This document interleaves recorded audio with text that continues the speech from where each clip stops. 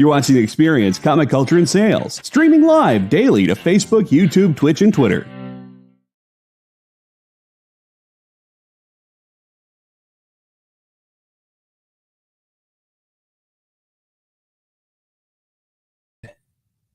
What's up, the internet? Welcome in. This is producer Kyle. You're going to notice very quickly that this isn't Talking Shop. Miss Jen is at Exxon today, and I'm filling in. And so we're going to do a hot take show. But we're going to do a little bit of a different hot take show than I normally do for hot takes. And as part of that, we're going to start with some news. I found out just a few seconds before we went on the air tonight that Al Jaffe, who you may know from Mad Magazine, passed away this afternoon at the age of 102, which, you know, nice long life there. Al Jaffe, born Abraham Jaffe, was an American cartoonist, notable for his work in the satirical magazine Mad, including his trademark feature, The Mad Fold-In. Jaffe was a regular contributor to the magazine for 65 years and is its longest-running contributor. In a 2010 interview, Jaffe said, "Serious people my age are dead." It's dark now. With a career running from 1942 until 2020, Jaffe holds the Guinness World Record for having the longest ever career as a comic artist. In the 50 years between April 1964 and April 2013, only one bi-monthly issue of Mad was published without containing any new material by Jaffe. Jaffe is survived by family, friends, and an industry that would not certainly exist in the way it does without his contributions. Rest in peace to one of the greatest cartoonists ever, a man who was once described by Charles Schulz, the creator of Peanuts, as a man who could turn anything into a cartoon. We certainly will miss Al Jaffe here at The Experience. Even though I've never met him, he was on my list of people I had much desired to talk to. Rest in peace, Al Jaffe. This is Hot Takes.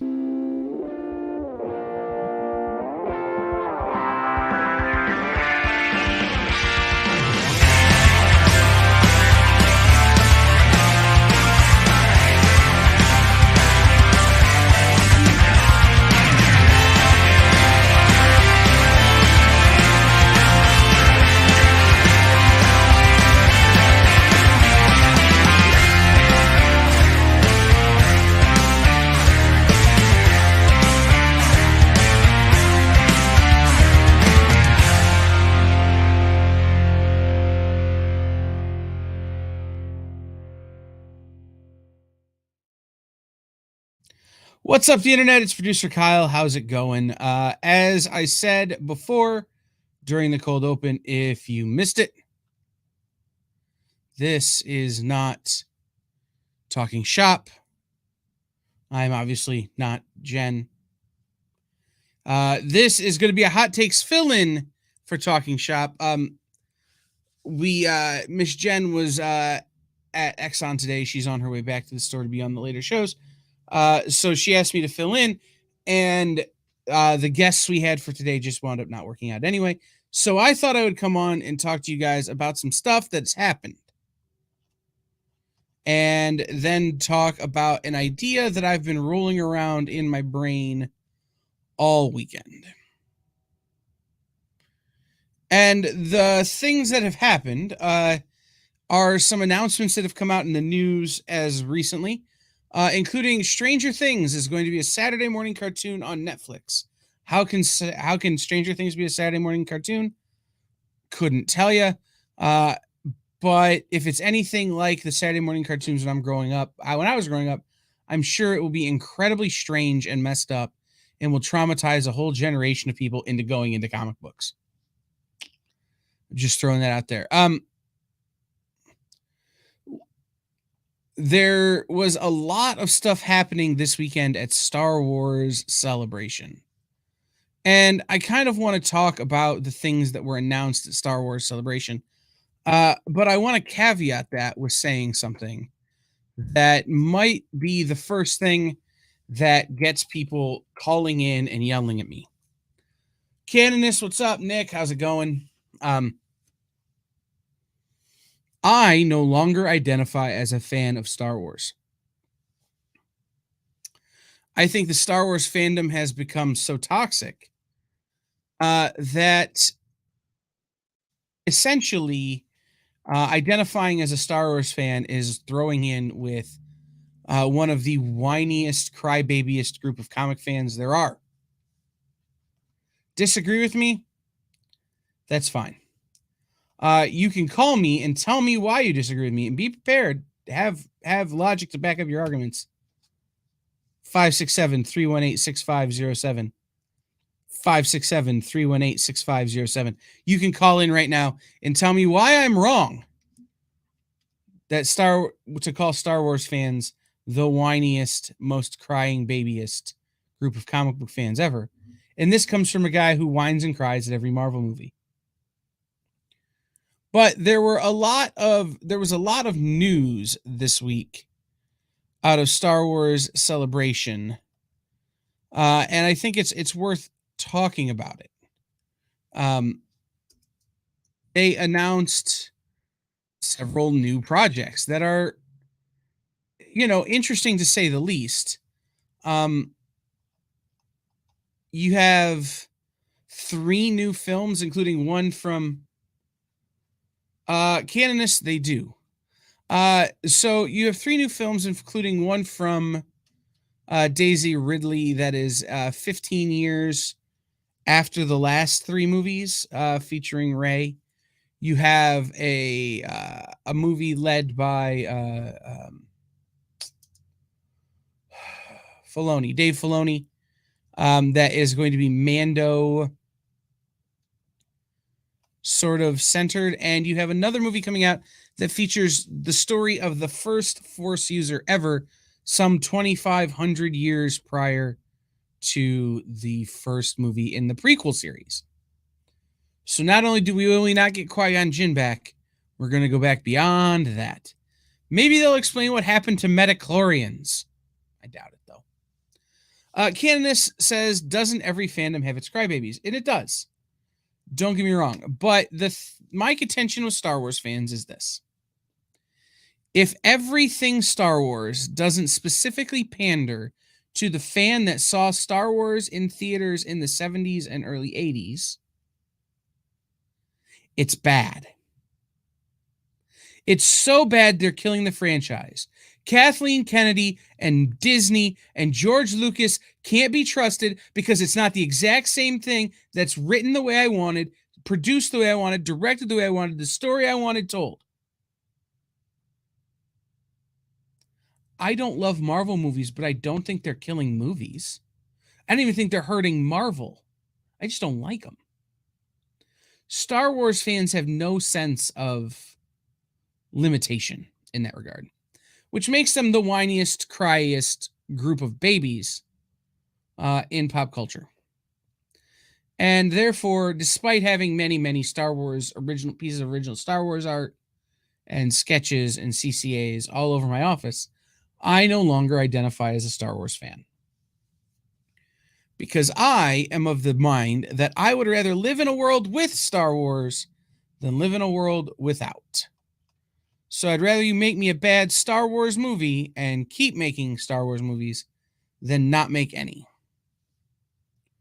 One of the other big announcements that has me incredibly excited is that they announced who will play Grand Admiral Thrawn. And it's Lars Mikkelsen, who was the voice of Thrawn in the original animated version.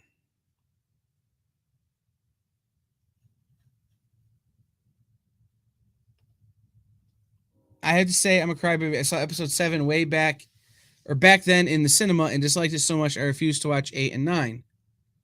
But you really loved Rogue One.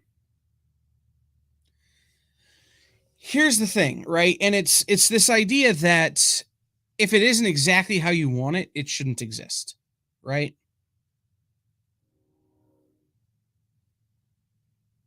As someone who would say the first at 10 years old, as someone who saw the first at 10 years old, what you're saying is true. I appreciate that, X. I really do. My thing is this, right? And this is, I have a friend named Zeke. Zeke has named his sons Lucas and Benjamin after Luke Skywalker and Ben Kenobi. I love Zeke, dear friend. But Zeke is a member of the whiniest fandom,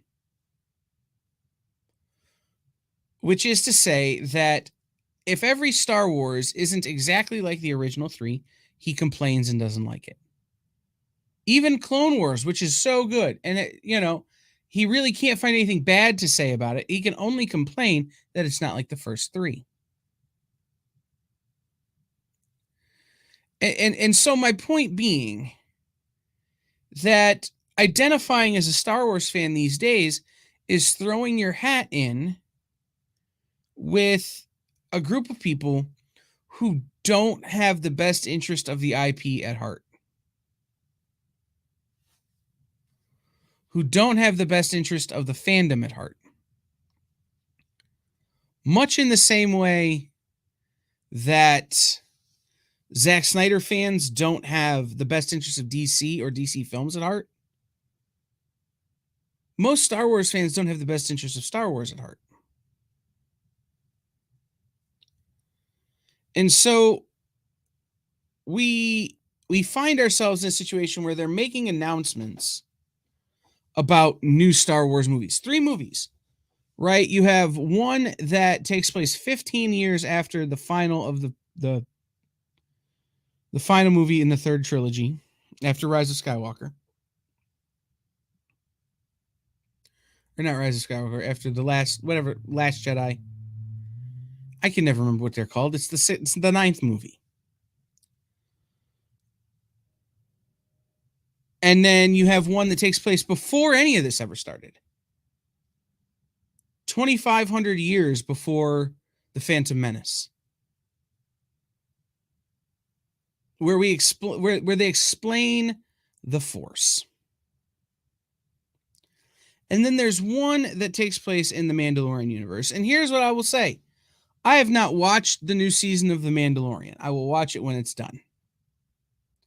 And we could talk about that a little bit if you want. But I hope that their movement in doing a Mandalorian universe movie is to end it. I don't see where it can go. I don't see how it can continue from here.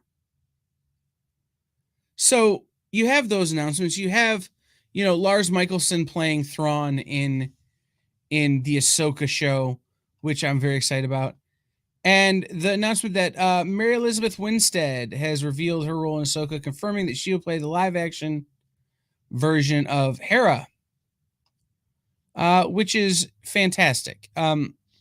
That was a character that I really liked from Clone Wars.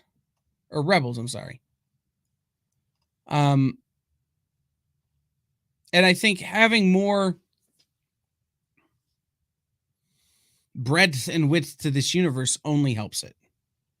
Again, the whiny crybabies in the Star Wars fandom will tell you, no, we want the same 6 people from the original movies and the people that Timothy Zahn wrote in those books that aren't canon anymore. I think that's a poor play. I'm excited for new Star Wars. They announced The Acolyte. Star Wars The Acolyte is an upcoming Disney Plus series set during the end of the High Republic era that will launch in 2024. The elevator pitch is that it's Frozen meets Kill Bill. I don't think they understand what an elevator pitch is. Or whoever came up with these comparisons I don't think is Leslie Headland is the name of the creator. They want she had always wanted to delve into the Star Wars universe and tell the story of this entire world that we all love from the perspective of the bad guys. So it's the world of the High Republic from the perspective of the bad guys. Frozen meets Kill Bill. When you make a comparison, when you make an analogous comparison like this, you have to be able to imagine those things together, right? So if you're saying it's Frozen meets Kill Bill, and I can't imagine what Frozen meets Kill Bill looks like, then you've made a bad comparison.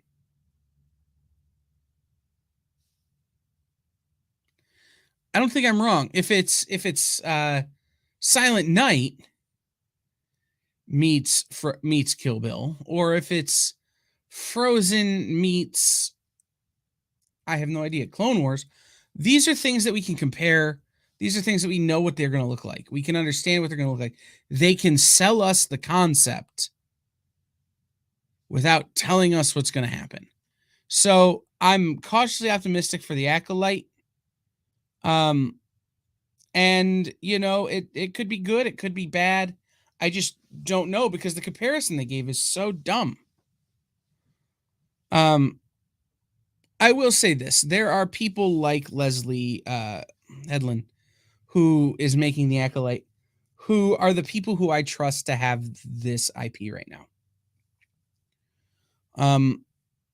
During her speech, she got all emotional and says that Star Wars saved her life. Speaking on the main stage, the Acolyte showrunner said, "I just have to say it. It's such an honor to be here," she said. "Star Wars saved my life." Headland took a moment before continuing equally to let the crowd stop cheering and to hold back tears.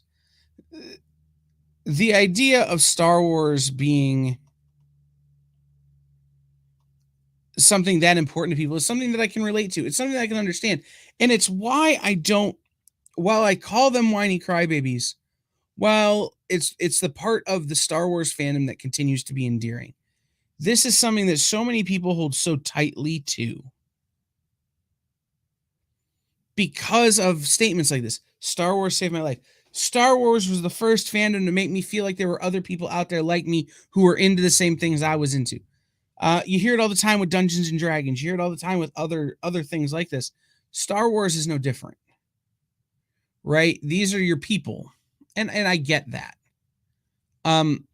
So there's something to be said for having that kind of reaction, but you have to also be willing to admit that you may not be the target audience for something.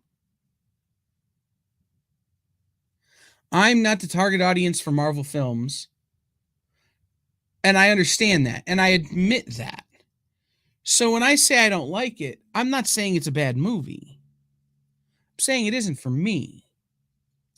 And so when I look at Star Wars and I look at the way people are reacting to these announcements, I look at the way people have reacted to the previous Star Wars things, the way they've reacted to the Bad Batch, which by the way is getting its last, they announced its last and final season. Season 3 is coming. When they react to Boba Fett, when they react to some of this other stuff, I just keep wondering, is it do you hold this thing sacred because it saved your life? Or do you hold this thing sacred because it's a way for you to gatekeep and keep your fandom to yourself? And so when people try to defend the toxic parts of Star Wars fandom, I always just have to ask them, right? If you're holding on to it because it truly is sacred to you, then you should be able to explain why. And conversely, if you're holding on to something because it's your way of keeping other people from liking what you like, then you don't like what you claim to like.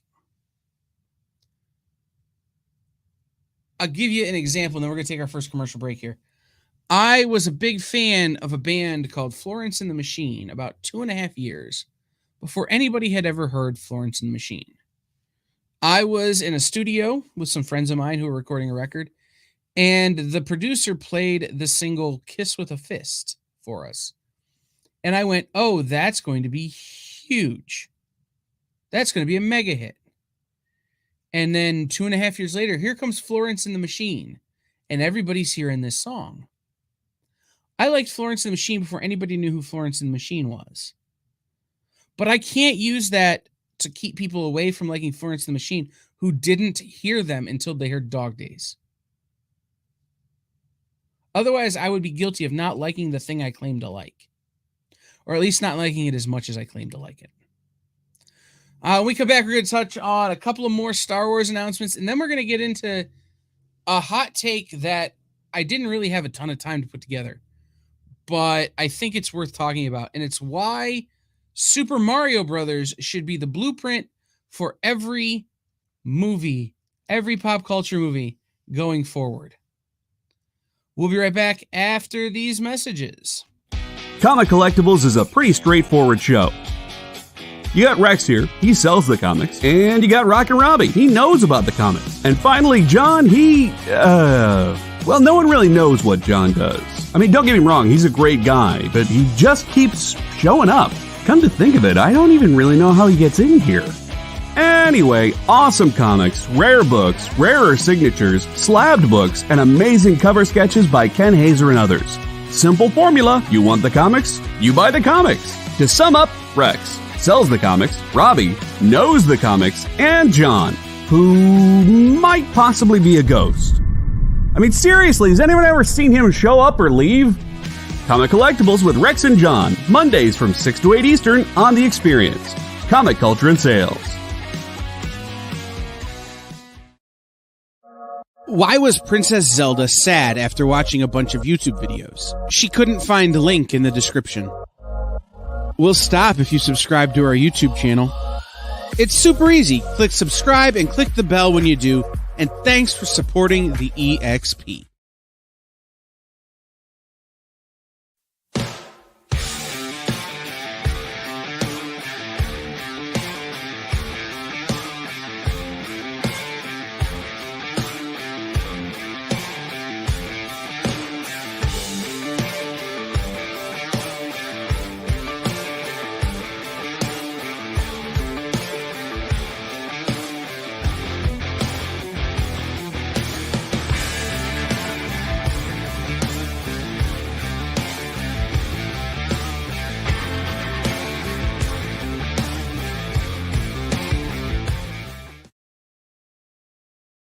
Did you know that every Experience show, including some exclusive content, streams on Twitch?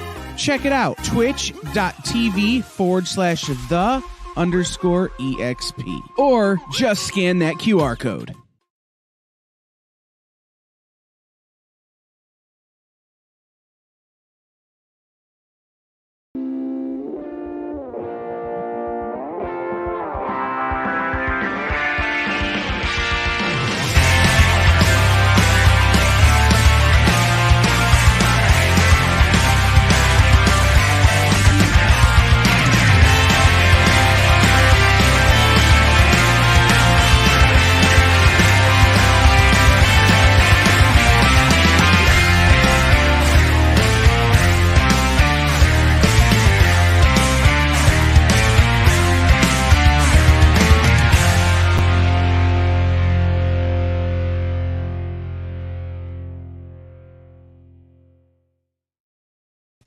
What's up, the internet? Welcome back to Hot Takes. I'm producer Kyle. This is not Talking Shop. Miss Jen will be back with you next week with some stellar guests.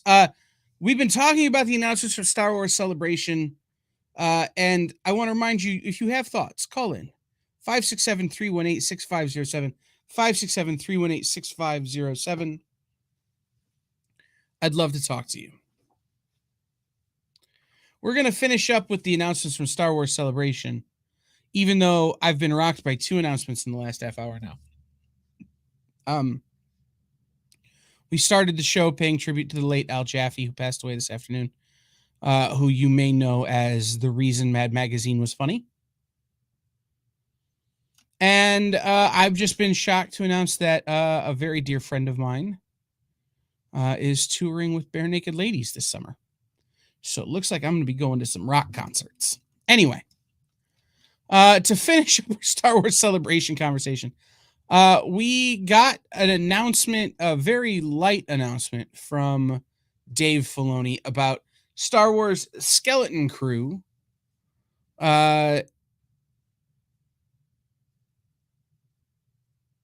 Basically, it's that they're making it.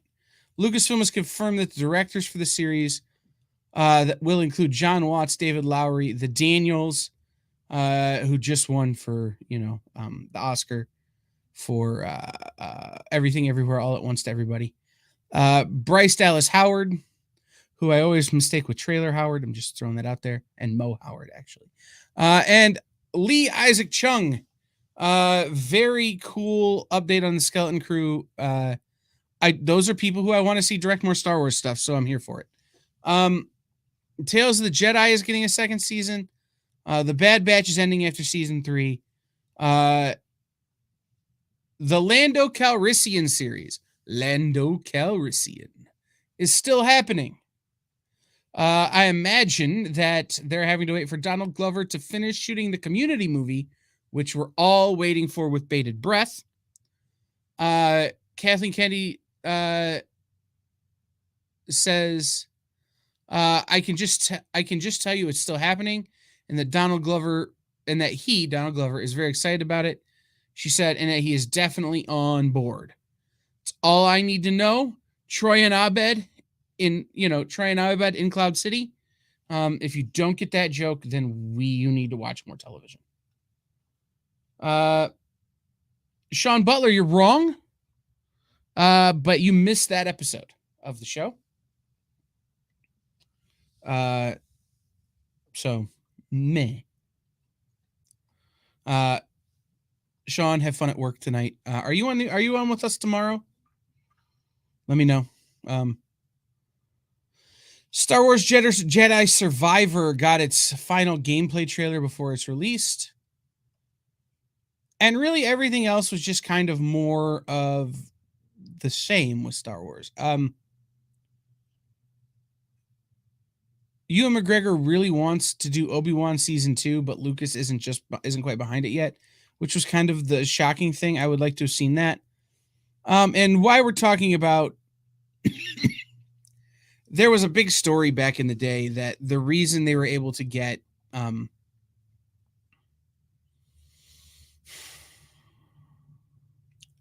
sorry, my brain just reset, guys. There's a big story back when the last trilogy came out that the reason they were able to get Harrison Ford to do the movie was that they promised him another Indiana Jones. Well, that time has officially come to pass with Indiana Jones and the Mistake of Destiny, or whatever they're calling it. I don't actually know what it's called. I just know it's a bad idea. And my thought on the new Indiana Jones movie is that the closer we get and the more news comes out about it, the less I want to see it. They're reshooting it now and it comes out in like a month. That means they're going to finish editing a week or 10 days before the movie hits theaters. There will be no quality control. There will be no screen test. There'll be no nothing. The movie's just going to hit. And I don't know that I can handle Indiana Jones and the Crystal Skull 2. I don't know that I can. So I got to thinking, because I was at the movies this weekend, about how do we fix this? There have been a number of movies that have come out recently that have not lived up to their expectations, that are failing to achieve the audience that they had hoped for, all of those kind of things. And there's one that seems to be shocking everyone, and I don't know why. And that's Mario Brothers, Super Mario Brothers. I went and saw Super Mario Brothers on Thursday afternoon. Thursday is my weekend.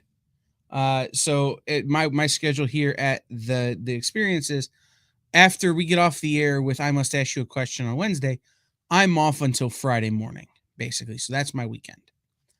And so Thursday afternoon, I went and saw a matinee of Mario Brothers, mainly because I was super concerned that it would be me looking like this in a theater with a bunch of little kids.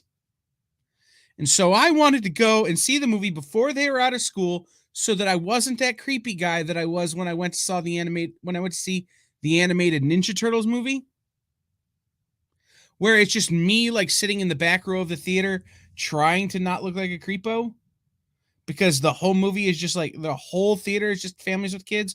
Or when I went to see the first Lego movie by myself and the whole theater was just families with kids and me. Lego Batman was different because I took my staff with me, so it's like a bunch of people in their 20s and 30s. But like, anyway, I went to see Mario and it was fantastic. It was extremely good. It was so good. Like, it had all the references for people like me who grew up on Mario and read the Nintendo Power magazines and loved the Super Mario stuff.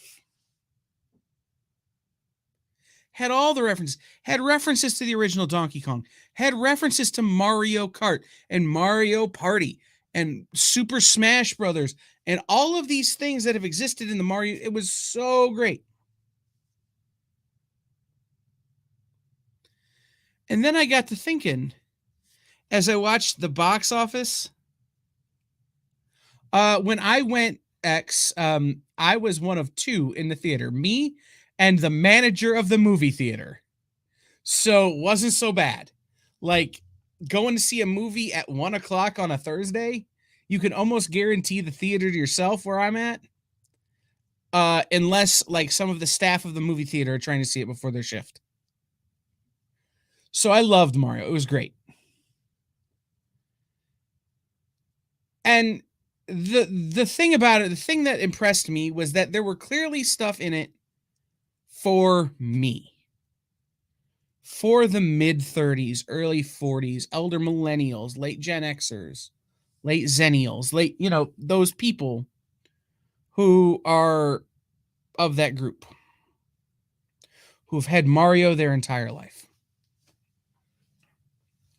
And then there was a bunch of stuff in it that clearly is for my nephews who are 5 and 6 and 7 years old, who don't have 30 years of Mario, who never have seen a Nintendo Power magazine, who love Mario because of Mario Kart and the new Marios and 3D Mario and all of this kind of stuff. And so for the last few days, I've been rattling this idea around in my head, which is, if the Super Mario Brothers movie isn't the template that all pop culture movies go to from here on out, they're making a mistake.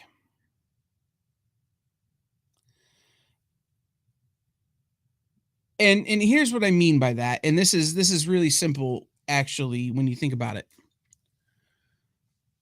Some of the biggest movies in the world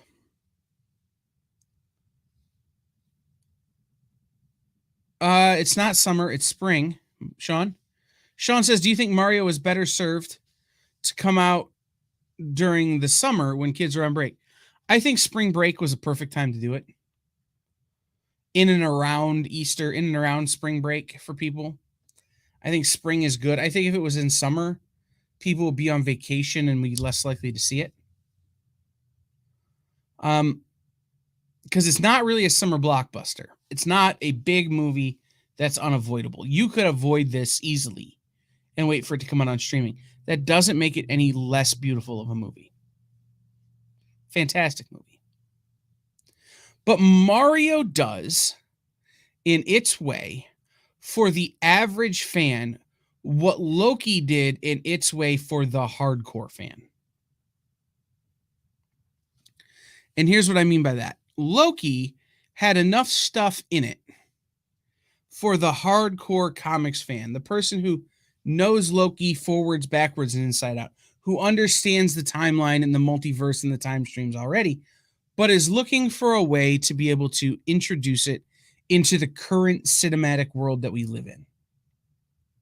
Right? Loki was able to, if you know nothing about Journey into Mystery, if you know nothing about the Loki in comics lore, if you don't know who all these different Lokis are, it does a great job of introducing you to who they are and why they exist and what this means. It does a great job of explaining what the multiverse is and how timelines work.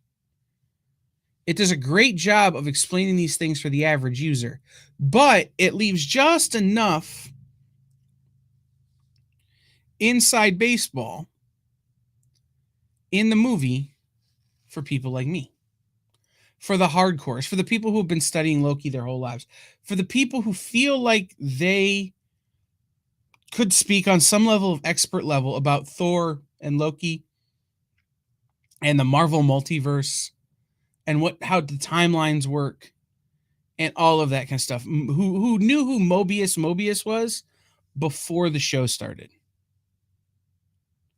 Who understands the connection between Kang and Agatha Harkness and the Fantastic Four?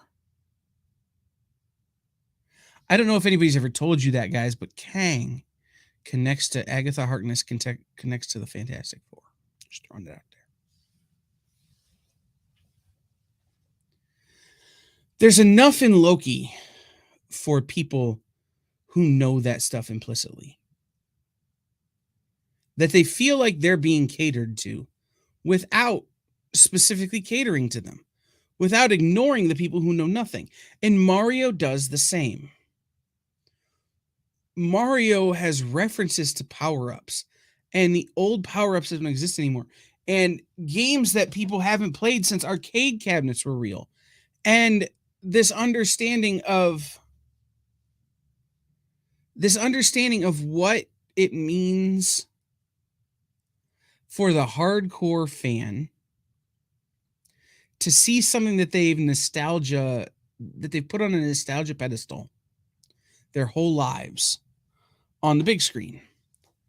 And in the end, what you really find out, and what's really interesting in Mario, is that you don't have to just appease those people.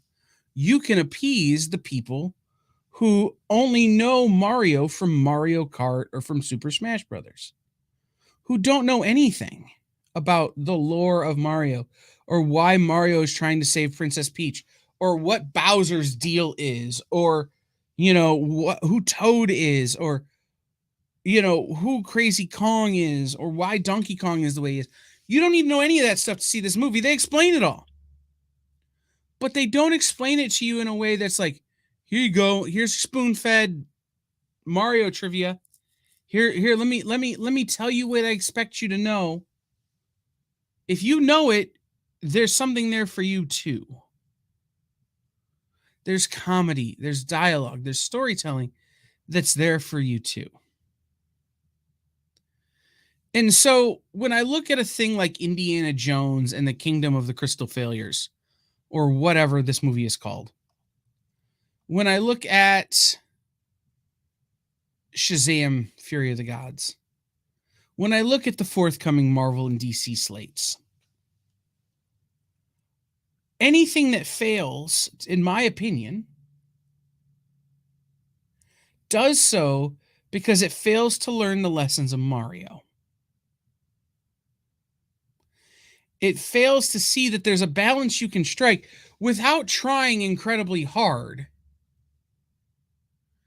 between appeasing the hardcore and catering to the new. Appeasing the mega nerds and reaching the mainstream. It's not hard. And it's why Mario did such a massive box office number this weekend. And Miss Jen's in the comments. She says, Dial of Destiny, Dial of Disaster. It can't. But Miss Jen knows this. I don't care about box office numbers. It never has mattered to me whether a movie does good in the box office or not, as to whether or not the movie's good or not. Because we see plenty of terrible movies have huge box office numbers. Just look at Avatar 2.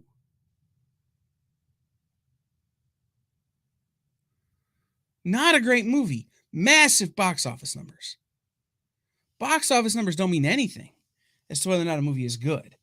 But when I see a movie doing massive box office numbers that I know is good, that's a benchmark. That's showing the way for the next movie down the line. That's saying, hey, everybody else who wants to make movies in the pop culture realm, see what I did? Look how much I made. Why don't you do this?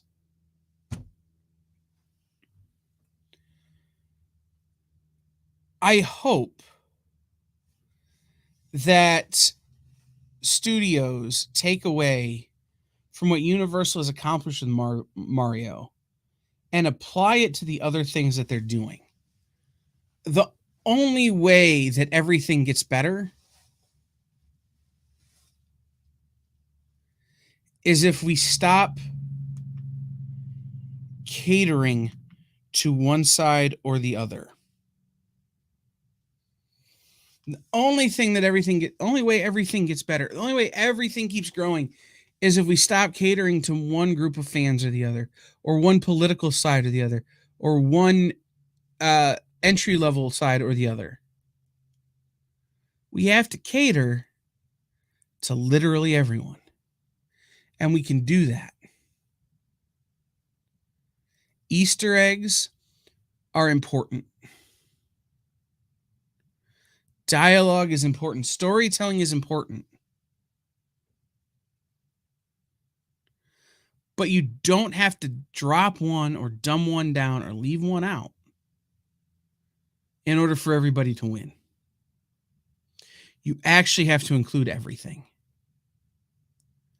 Canonist says, I watched Avatar 2 in the theater, and the frames changing from low to high every 2 to 3 scenes, it annoyed me so much. And to think, between the two movies, that guy spent so much making Avatar movies, he could have solved world hunger.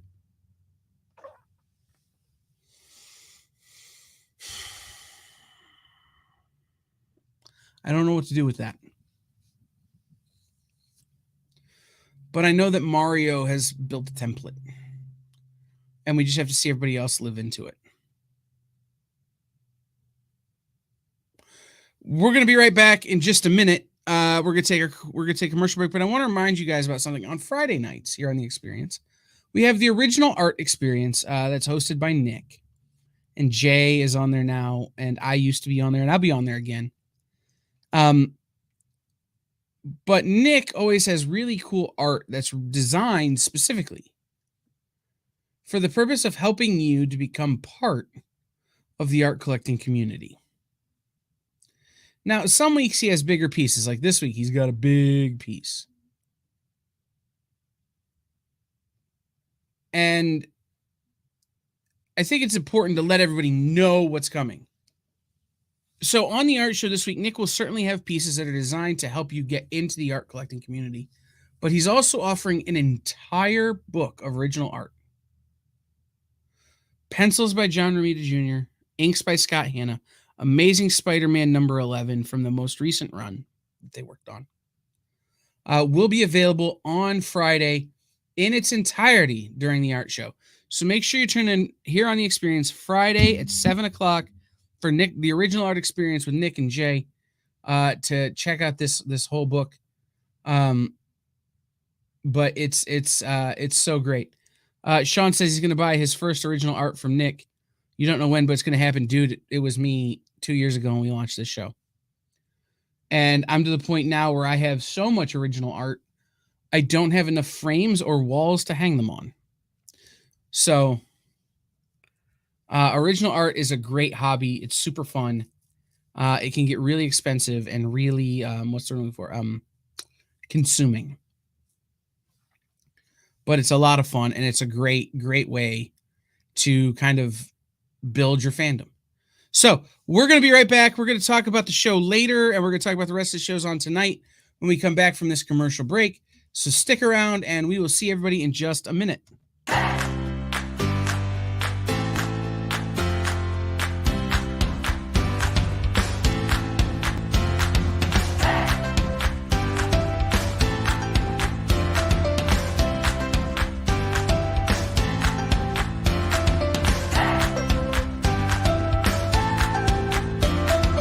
There's something for every imagination at your local comic shop.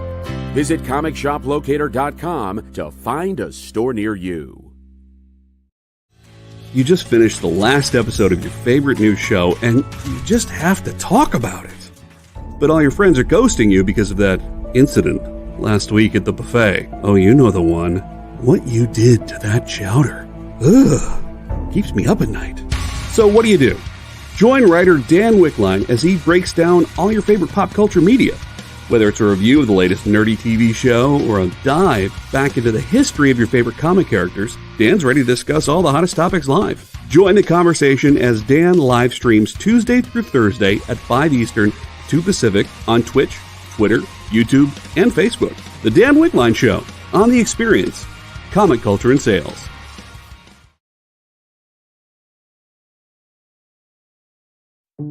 Did you know that across America there are over 2, maybe even 3 live stream producers who can't even afford Mountain Dew?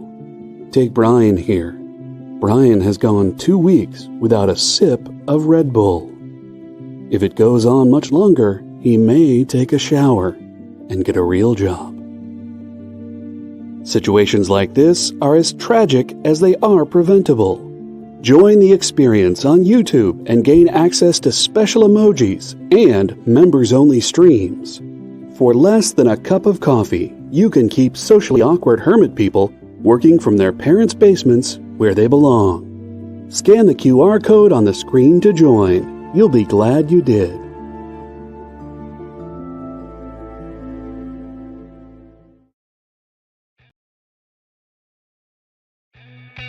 Programming on the EXP is made possible by viewers like you, or your local comic shop, or that Kickstarter you backed, or the publisher you like, or comic industry professionals who want to share a message with the world. Really, anyone who wants to advertise with us can. If you're interested in seeing a product you know and love, or are creating, or are publishing, or are involved with, advertised here on The Experience, and having your message shared with our viewers, please reach out by scanning the QR code below or visiting our website and using the contact form.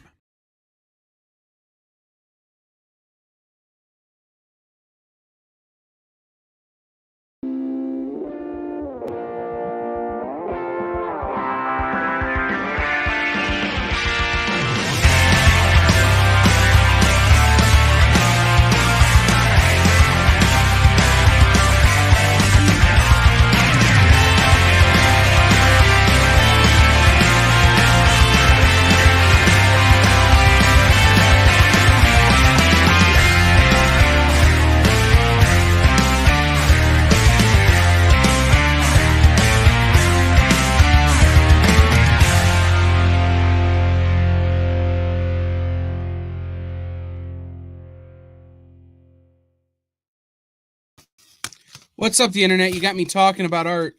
And so I thought I would go and get some stuff that has just recently come in from Nick's art show. By the way, they package the heck out of these things when you buy them, so you don't have to worry about them getting hurt. So I was at local convention the other day, and I picked up this piece. This is not from Nick's art show. Hopefully the glare is not too bad. This is the NAM number 34, page 6. This is Jeff Isherwood Inks. I really like this page because of this panel here with the truck. I try to buy things with structures and vehicles in them. I really like those. And then from Nick and from the original art show, I got this. And like I said, I didn't even have it open yet until we got to talk about it. So I went over and grabbed it. I was leaving it in the box to keep it safe while I waited for the frames. But in the meantime, I guess I'll just pull this out and talk about the show we're going to do tonight, which is from my Be a Better Collector series that I've been doing on the Hot Take Show. I've really been reevaluating my own habits as a collector in recent weeks and months because I've realized that some of my habits as a collector have maybe not been so great for me as a person, but also for the industry. And so I've been looking at ways to be a better collector. And one of those ways, okay, I have these flash pages out, so we'll show you those in a minute. One of the things I've been reevaluating is grading comics. So on tonight's hot takes tonight at 9 Eastern, 6 Pacific, we're going to talk about grading comics and why and the right way I think to go about grading comics. There's a lot of wrong ways. We're going to talk about what I think is the right way to go about grading comics. So here's the first page. This is Flash number 30, page 8.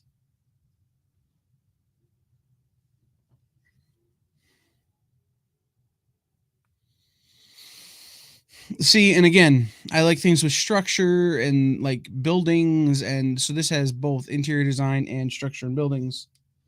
And then this is Flash 32, page 12.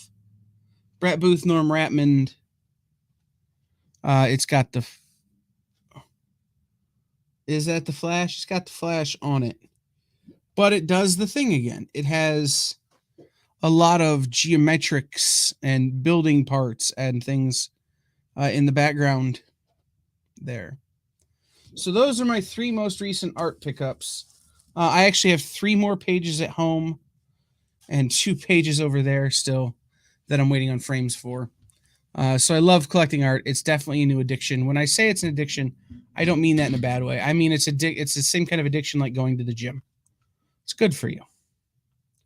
So tonight on the show, we're going to talk about grading comics, and I will have the phone line open then as well for you to call in and talk to me about grading comics. I know I've been promoting, and I wanted to mention this real quick. I've been promoting to anybody who's been paying attention that I'm doing an episode on variant comics and variant covers specifically. And anybody who was watching in stores this week, last week, got a little bit of a preview of kind of how I'm feeling about the current state of comics as it relates to variants. And I want to tell you, I keep putting it off for a very good reason. Every time I think I've got it written, a new piece of data or a new piece of research comes out, or somebody sends me something that causes me to stop and go, well, that makes me reevaluate this section. And so because it's such an important issue and such a hot button issue in comics right now, I want to make sure I do it right.